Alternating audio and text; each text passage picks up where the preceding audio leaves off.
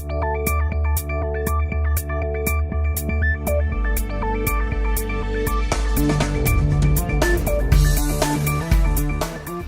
and welcome to Power Engineering International Newscast. I'm Dermot Williams.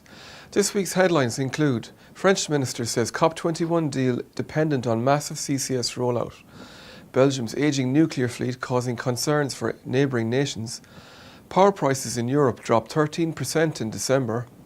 And RWE Energy halts £1 billion in UK wind power investment. Carbon capture and storage has come in for special mention at Abu Dhabi's Sustainability Week, with Laurent Fabius, France's Minister of Foreign Affairs, vocal on the potential it still holds in helping the world contain global warming. Fabius' statement came on the opening day of the conference as leaders discussed the implications of agreements made at COP21 in Paris in December.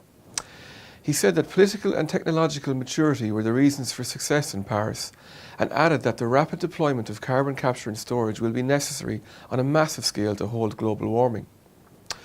His words are surprising in the context of a bad start to the year for the technology. The UK have dropped a £1 billion competition for a large-scale CCS project, with Prime Minister David Cameron telling a parliamentary committee that the technology was not working. The Belgian government has caused unease in neighbouring countries for its decision to extend the lifetime of some of its nuclear power plants. Representations have been made by the Netherlands, Germany and Luxembourg over the safety of Belgium's 7 ageing reactors at Doel and at Tehang, largely due to safety issues associated with the fleet in recent years.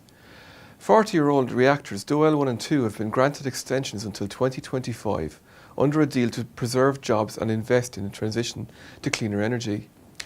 This despite microfractures being found in the reactor pressure vessels of 2 plants, recently causing lengthy closures.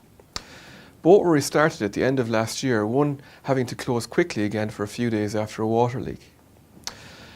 Luxembourg's Sustainable Development Minister Camilla Gira and Dutch Environment Minister Melanie Schulz are making separate visits to Doel, with Belgian Interior Minister Jean Jambon this week, while Germany's Environment Minister Barbara Hendricks has sent a set of safety questions to the Belgian nuclear watchdog AFCN.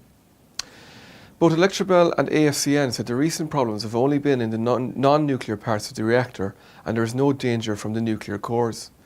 They also pointed out that the Dutch have granted an extension to a reactor on the Belgian border until 2033, while 9 German reactors will run until 2022.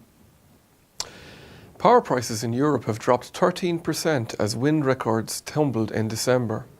That's according to energy data provider Platts, who cited exceptional wind power output combined with mild temperatures and falling demand as the chief reasons for the drop.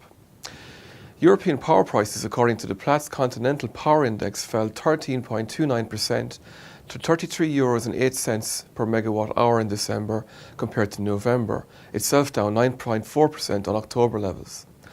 On a year-over-year basis, the index was down 14.5% in December.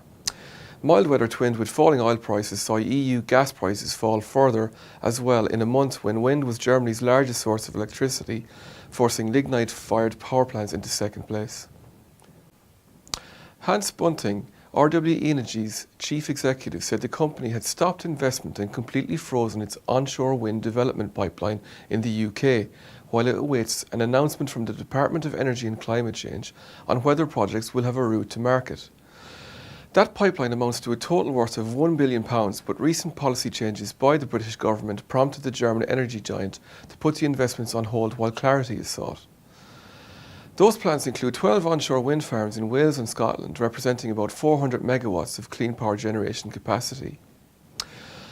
RWE Energy's chief said the company is now looking to Turkey, Ireland and the USA to provide more concrete future power prospects. That's all from this week's Power Engineering International newscast. Stay up to date with global power generation news on our website and LinkedIn group.